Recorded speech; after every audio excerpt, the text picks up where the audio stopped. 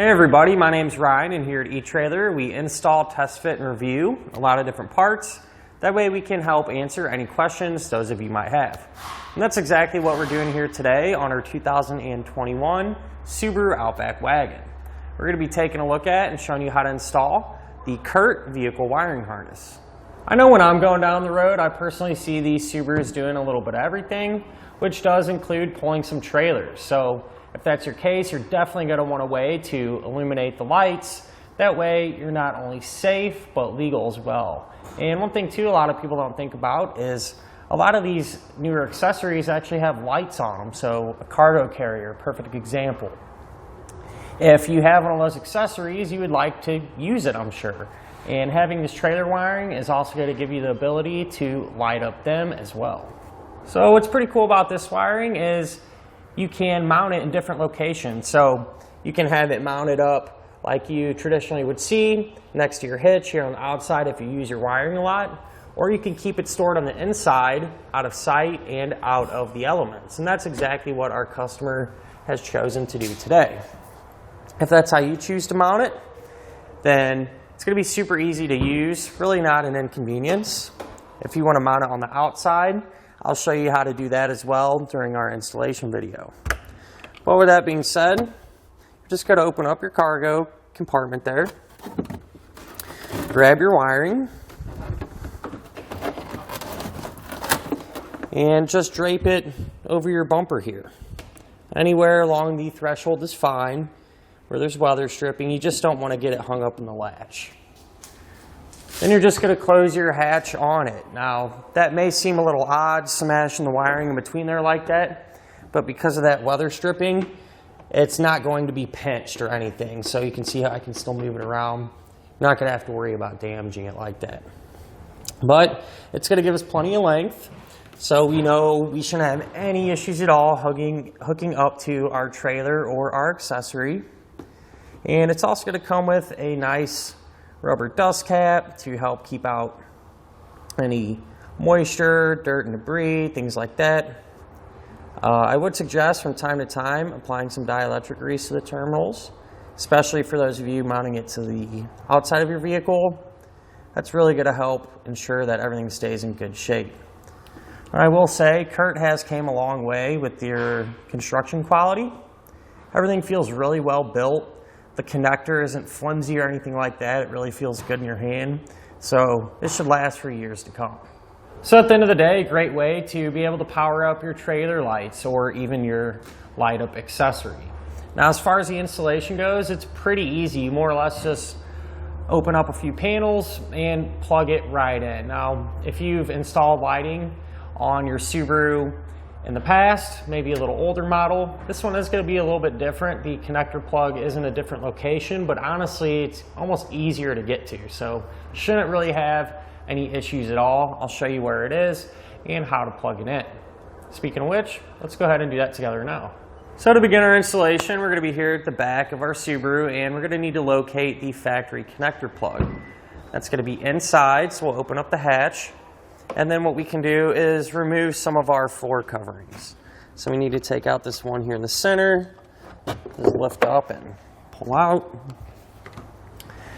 We're going to take this one off here on the passenger side. Again, it just kind of pulls up. Then we're also going to grab the center foam piece and set this off to the side as well. So now what we need to do is on the passenger side, we need to remove this foam piece. It's going to be two fasteners that look just like this. These are plastic, and to get them out, you can use a trim panel tool or a flathead screwdriver.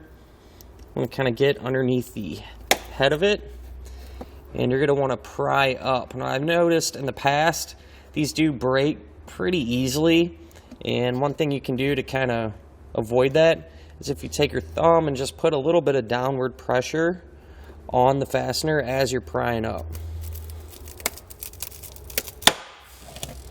And so that'll allow it to pop out without breaking. The other one is located just up a little ways.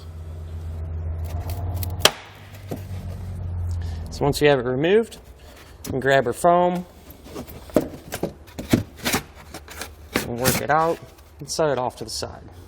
So now we're able to locate our factory connector plug.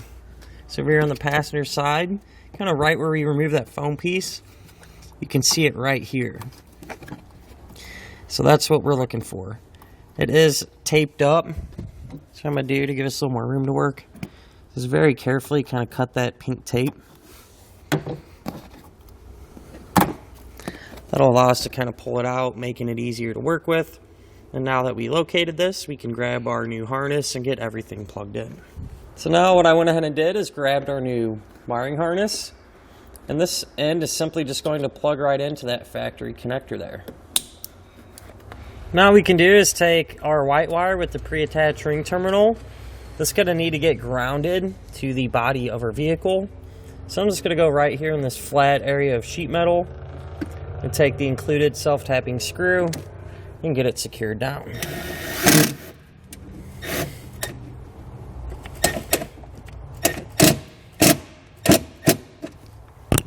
Now what we can do is come to our fuse holder, take the included fuse, push it in, close up that dust cap, and now before we get too carried away securing our wiring and putting everything back, what I'm going to do is grab our 4-way flat connector, plug in a tester, which you can find this one here at etrailer.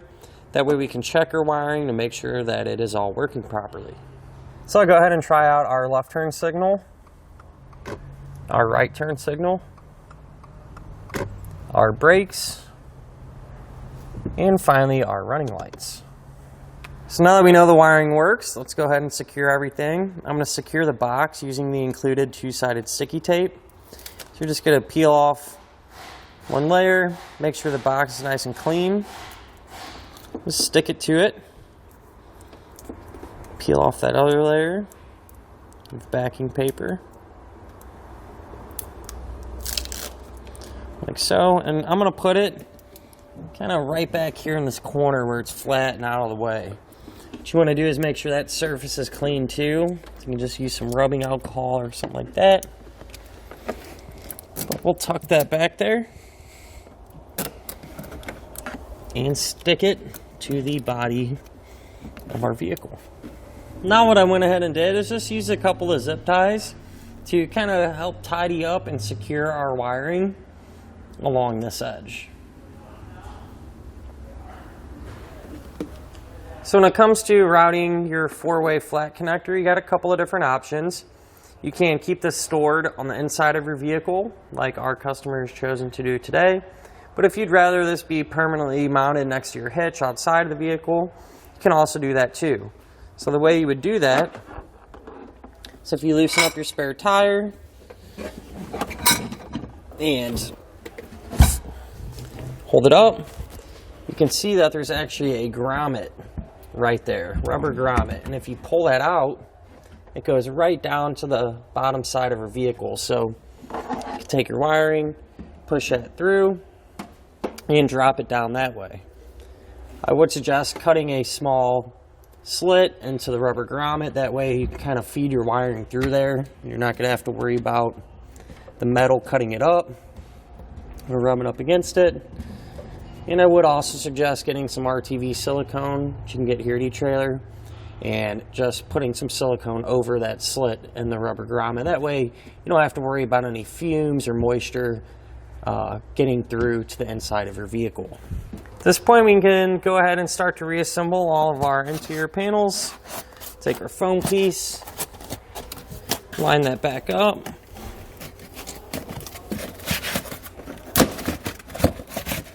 and simply just reinstall our push pin fasteners. From there, we'll just start to set everything else back into place. When you set this in, what I like to do is take our 4-way connector, if you're keeping it on the inside, and just kind of route it up into that storage compartment. Makes for a great storage place. And our panels are just going to pop right back into position.